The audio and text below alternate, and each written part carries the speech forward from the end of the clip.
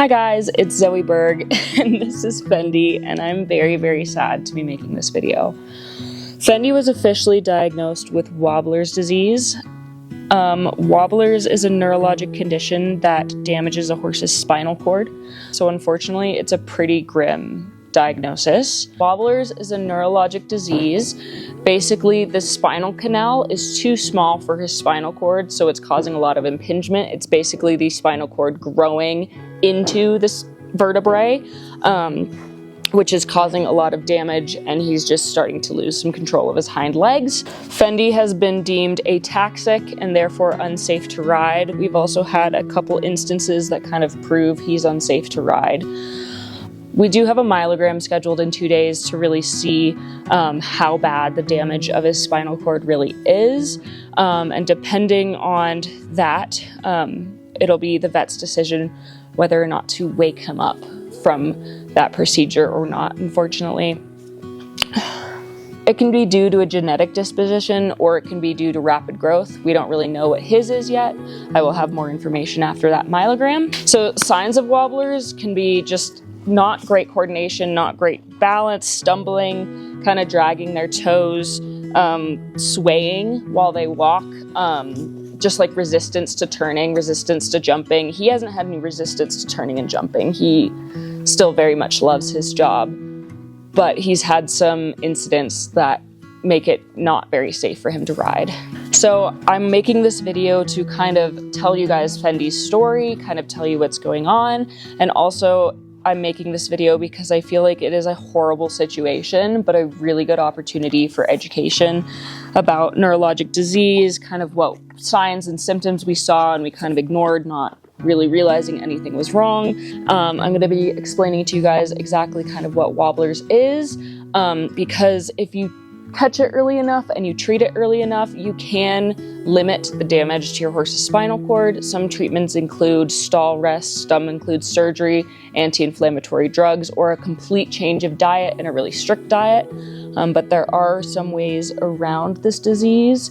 Unfortunately, I don't think there is a way around Fendi's. So Fendi's story is, we bought Fendi at the end of April 2024.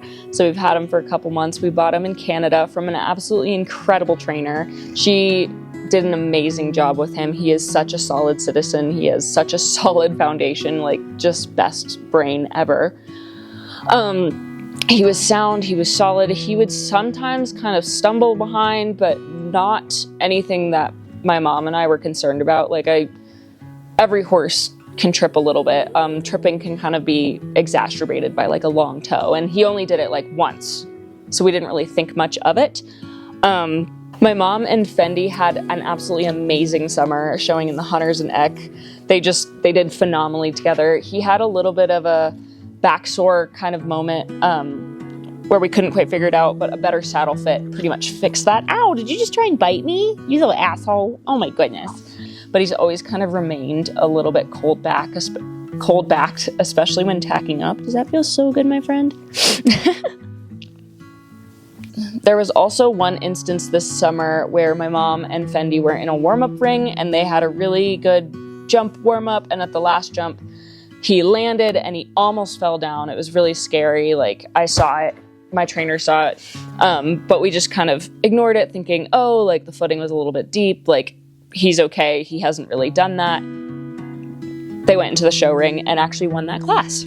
So after show season was done, he got a little bit of a letdown, a little bit of a chiller workload, and got to go to pasture more often because he was home more. And the first really big weird thing that happened was my mom went to go get him out of pasture, and he was standing really weird by the fence. She was like, "Whoa, what's wrong? You're standing very weird." She put on his halter, she went to go take him forward, and he kind of woke up almost like he was in a daze, and he took a step and he kind of tumbled down and then got himself back up, and she was very scared. He kind of limped out of it. She called the vet. The vet deemed him to be fine. We just marked it off as, he was kind of asleep, and then he woke up and kind of tripped and stunned himself. So that was the first kind of big weird event. So a couple weeks went by after that. My mom was jumping him again. riding him, taking him to off-property lessons, having a great time, really building up her confidence, and she took him home one of the weeks. The first day that he was here, if you guys have seen any videos of Fendi, you know that he likes to buck and play. He has a blast bucking, a blast playing. So Fendi was in this turnout out here. He threw a huge buck, and for some reason he didn't really place his front legs down to catch himself, and he literally landed on his shoulder and flipped himself onto his back. We were really scared. We had the vet out, we got x-rays, we did all the things. He was a little sore for a day, and then he was back trotting around sound, totally fine. After about a week, we started riding him again, totally sound, totally normal, felt great. So about 3 weeks ago now, my mom took Fendi for an off-property lesson somewhere he'd been a million times. She had a great jump school. He was jumping 10 out of 10. She did not get any videos of this, but on the very last jump of the very last course she was doing, they had a rotational fall. Now, this wasn't a rotational fall where he got caught in the fence. He actually landed off the last fence, took a stride, took a second stride, tripped, didn't really save himself while he was turning. Luckily threw my mom to the left, and he went down and flipped over on the right. So he did not land on my mom. My mom's helmet was completely destroyed. My mom walked away unharmed. She just had a couple scratches, no concussions, no nothing. Fendi was pretty scratched up. Fendi was sore for about 2 weeks after that, so we didn't ride him. And also, we didn't really know what to do. My mom had a vet check him out, but we also wanted to get a neurologic exam. We were wondering if something was impinging. We were wondering if just something was wrong, or if one of those falls had kind of, tweaked his neck, tweaked his back. But unfortunately, he did get the Wobblers diagnosis. So we do have a myelogram scheduled for a couple days from now to see the damage of his spinal cord, to see the real damage. And based on the results of that, the vets will decide whether they want to wake him up or not. Because unfortunately, if the damage is as bad as we think it is, he is already unrideable, and he will be a huge liability and a huge danger to anyone or anything kind of around him. He is kind of quickly losing control of his hind end.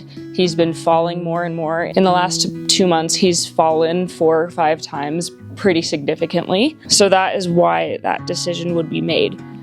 It's a really, really tough decision because unfortunately right now his quality of life is amazing. He's happy. He's healthy other than his spinal cord. He wants to do his job. He has the best brain ever. He just wants to live and be a horse, which is making this very, very difficult. And that has been Fendi's experience, unfortunately. There honestly hasn't been much, but when there has been things, they've been big. Hi. Do you just need attention? Oh, man.